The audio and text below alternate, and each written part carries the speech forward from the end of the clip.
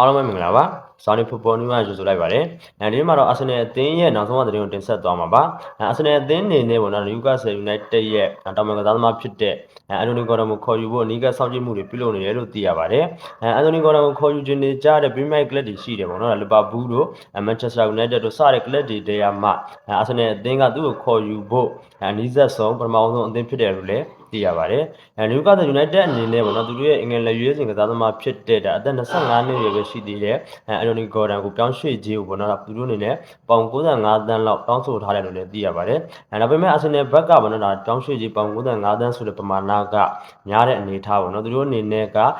ပေါင်85သန်းလောက်ပဲသုံးနိုင်မယ်ဆိုပြီးတော့နယူကာဆယ်ယူနိုက်တက်နဲ့ဆွေးနွေးမှုတွေပြုလုပ်နေတယ်လို့သိရပါတယ်။တကယ်လို့များဒါသူအာဆင်နယ်ဘက်ကပေးနိုင်တဲ့ပြောင်းရွှေ့ခြင်းပေါင်85သန်းနဲ့သဘောတူညီမှုရသွားမယ်ဆိုလို့ရှိရင်တော့ဒါအာဆင်နယ်အတွက်ဒီပြောင်းရွှေ့မှုပါပေါ့နော်လုံးဝတန်တဲ့ပြောင်းရွှေ့မှုလို့ပဲဆိုရမှာပါ။နောက်ပြီးတော့ဒါအာဆင်နယ်အသင်းရဲ့နီးပြဖြစ်တဲ့မကယ်အာတီတာအနေနဲ့ဒါအန်တိုနီဂေါ်ဒန်ကိုသာတရားဝင်ခေါ်ယူခွင့်ရမယ်ဆိုလို့ရှိရင်တော့အာဆင်နယ်အသင်းအနေနဲ့လုံးဝပျော်ရွှင်စရာအခိုက်အတန့်တစ်ခုပေါ့နော်နောက်ပြီးတော့ဒါဝန်ထမ်းစရာလည်းရှိလာနိုင်ပါတယ်ဘယ်လိုဝန်ထမ်းစရာလဲဆိုတာတော့ဒါမကယ်အာတီတာအနေနဲ့အန်တိုနီဂေါ်ဒန်ကိုဒါအသင်းမှာတရားဝင်ခေါ်ယူခဲနိုင်မယ်ဆိုလို့ရှိရင်သူတို့အသင်းရဲ့ကစားသမားဖြစ်တဲ့ဘရာဇီးလက်ရွေးစင်ကစားသမားပေါ့နော်ဂါဗီယယ်မာတီနယ်လီကအသင်းကနေထွက်ခွာသွားဖို့လားလာရှိနေတယ်လို့လည်းသိရပါတယ်။ဒါကြောင့်မလို့အာဆင်နယ်အသင်းအနေနဲ့ဒါဝန်သားစရာလည်းဖြစ်လာနိုင်တယ်လို့ဝန်ထမ်းစရာလည်းဖြစ်လာနိုင်တယ်လို့သိရပါတယ်။အားလုံးကျေးဇူးတင်ပါတယ်။